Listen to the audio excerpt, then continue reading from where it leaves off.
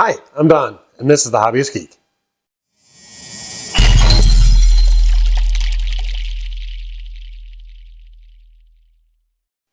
Welcome back, y'all. Today we're going to be continuing our Middle-earth Harry Potter journey with the Quidditch Pitch. I'm sure this doesn't need any explanation to you HP fans. So let's just take a look at the packaging, see what comes inside. And here is the packaging for the Middle-earth Quidditch Pitch. And take a look at that. I mean, at first glance, it does not appear that it's going to be particularly difficult. It looks like a fairly basic pattern, but that's all dependent on scale. All these little tower tops here could end up being a problem. And look at the scale here. I have a feeling that's going to be the difficult part. But I guess we'll see. You can also see we've also got the rings for the goals and the pitch itself, which does look spectacular in this image. On the back side, looks like we're a 6 out of 10 on the difficulty scale. No mention of how many parts are here. So let's go ahead and cut this open, see what comes inside. And this is what comes inside the package. As you can see, we've got 3 full sheets of metal. We've got lots of wonderfully painted and colored details all over the place. There's the pitch itself. Clearly a twofer, so it should be about yay big when it's done. Okay, that looks easy enough. Oh, look. The goals it looks like a square on the bottom, so I'm not going to have to roll that. That should make things a bit easier. Alright. Unless I miss my guess, this is basically going to be straight folds, not much in the way of rolls at all. Okay.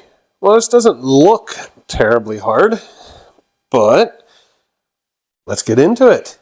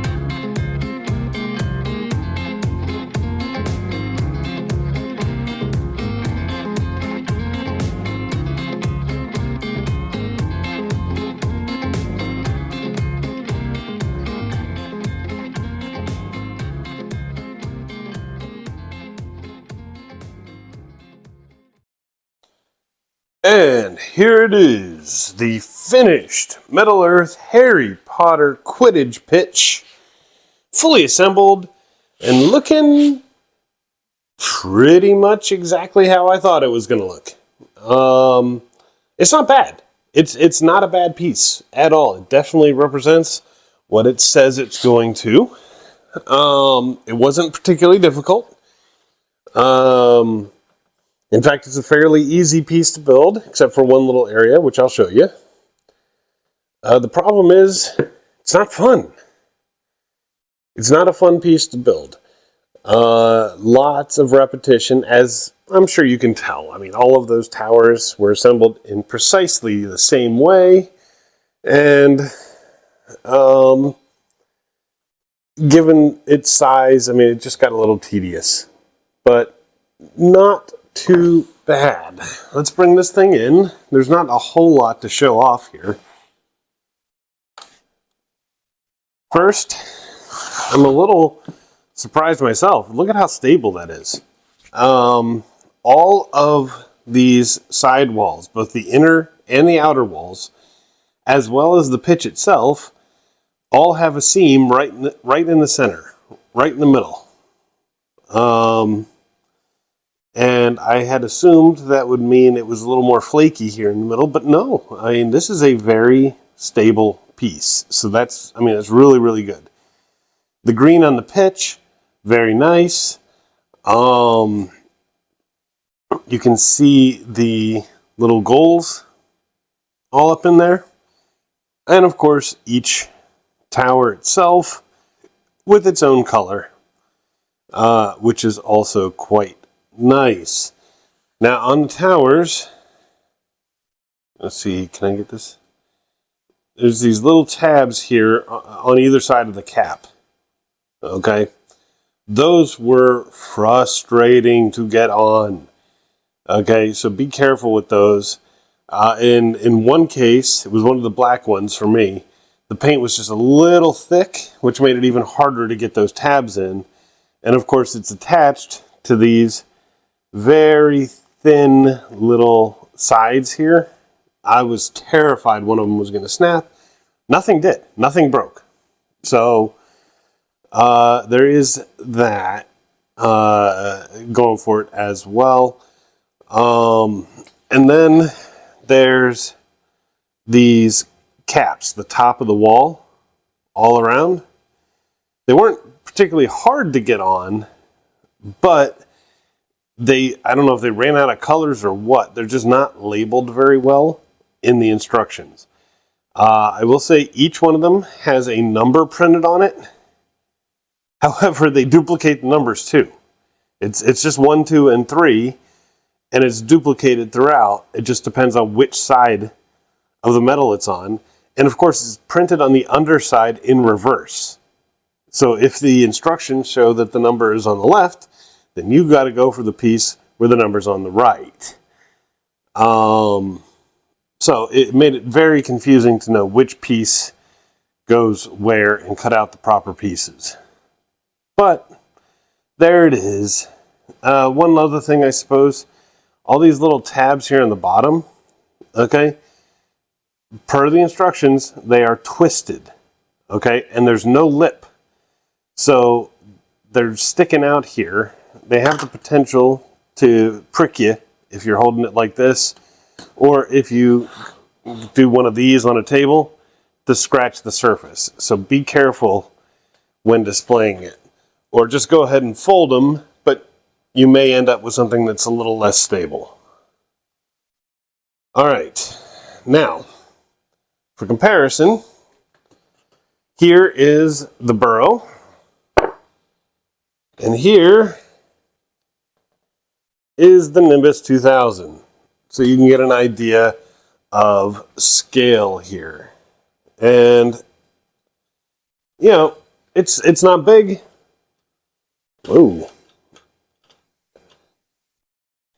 But it's not exactly the smallest thing we've ever built either.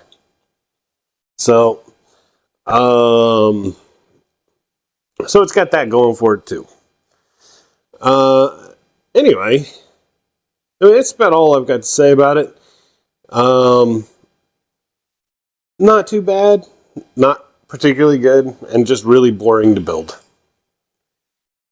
I hope you enjoyed the video. If you did, please remember to like, share, and subscribe. And I will see you next time. Have a great day.